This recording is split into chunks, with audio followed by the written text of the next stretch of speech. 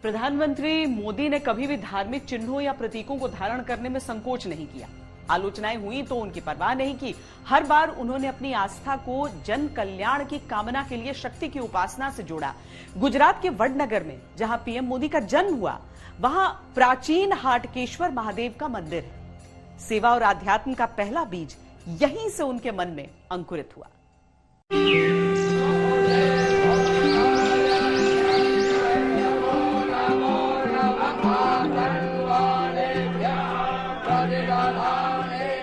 महादेव का प्राचीन मंदिर होने के कारण साधु संतों का आना जाना लगा रहता था।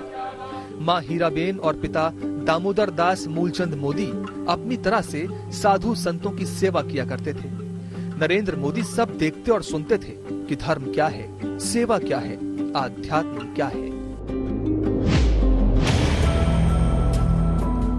छोटे थे तो आध्यात्म जैसा गूढ़ विषय समझ नहीं आता था और यहीं से सवाल मन में उठते थे। जवाब तब वो किताबों में ढूंढते थे और किताबों में उन्हें कोई सबसे अधिक प्रेरित करता था तो वो थे स्वामी विवेकानंद। स्वामी विवेकानंद जी ने अपना पूरा जीवन समाज सुधार में लगाया था।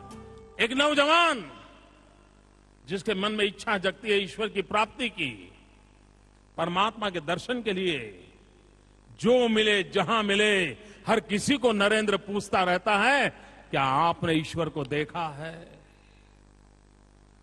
कोई भी संत मिले, महात्मा मिले, आंख से आंख मिलाकर के नरेंद्र पूछता रहता था, क्या आपने मुझे जैसे देखते हो वैसे ईश्वर को देखा है?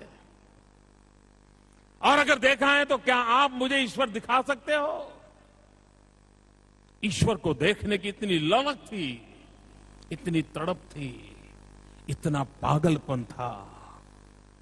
जो मिले जहां मिले एक ही सवाल उठता था। अपनी मां से भी झगड़ा करते थे, अपनी मां से भी झगड़ा करते थे कि कोई तो मुझे दिखाओ ईश्वर है कहां, और ईश्वर के प्रति आशंका भी कर लेते थे। इतना भीतर से तूफान उड़ा था। सवाल बड़े होते गए तो एक बेचैनी आंखों में आती चली गई। मां हीराबेन से कुछ छुपा नहीं था।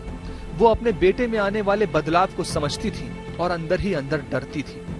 ये डर एक दिन सामने आ गया। मां हीराबेन ने उनकी कुंडली एक ज्योतिषाचार्य को दिखाई।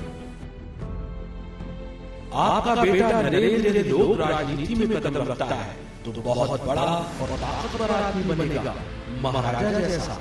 अगर उसे सन्यास की राह ली तो बहुत बड़ा सन्यासी बनेगा, शंकराचार्य जैसा। स्वामी जी ने कहा कि लोक राजनीति या सन्यास में से नरेंद्र क्या चुनेंगे, इसका निर्णय खुद समय करेगा। धीरे धीरे महादेव का मंदिर नरेंद्र के लिए ध्यान का एक केंद्र बन गया और साधु संतों को सुनना प्रिय काम।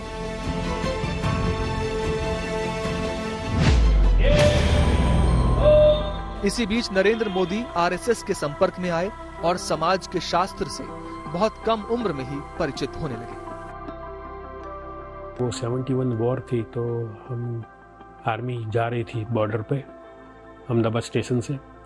तो हमने मीटिंग की तो बताया सबको चाय पिलानी है। तो हमने बोला हम वहाँ स्टेशन पे बहुत बड़ा चाय का वो गरम गरम चाय बना के पिलाएंगे। तो उन्होंने बोला ऐसा नहीं, आप लोगों को बोलो हर एक घर से थर्मोस में 5-5, 10-10 कप चाय लेके आए।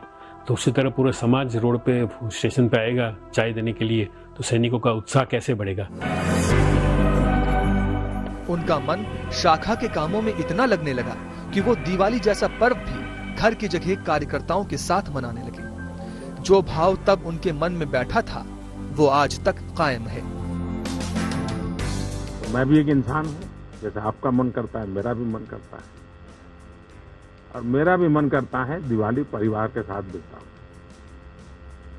और इसीलिए मैं आपके बीच आया हूँ क्योंकि आप मेरे परिवार के हैं,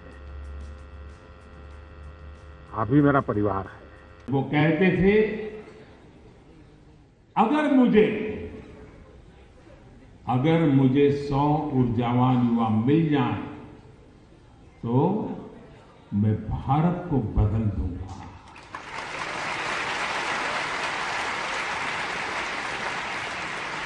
स्वामी जी ने कभी ये नहीं कहा कि मुझे 100 लोग मिल जाएंगे तो मैं ये बन जाऊंगा, ऐसा नहीं कहा।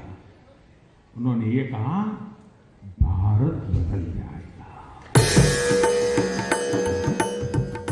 इस बार अनुमति मिली तो नरेंद्र वेलूर मठ के लिए निकल पड़े। यही वो जगह थी जहां स्वामी विवेकानंद की सारी स्मृतियां सहेज कर रखी हैं। नरेंद्र मोदी को तब कम उम्र की वजह से वापस लौटा दिया गया।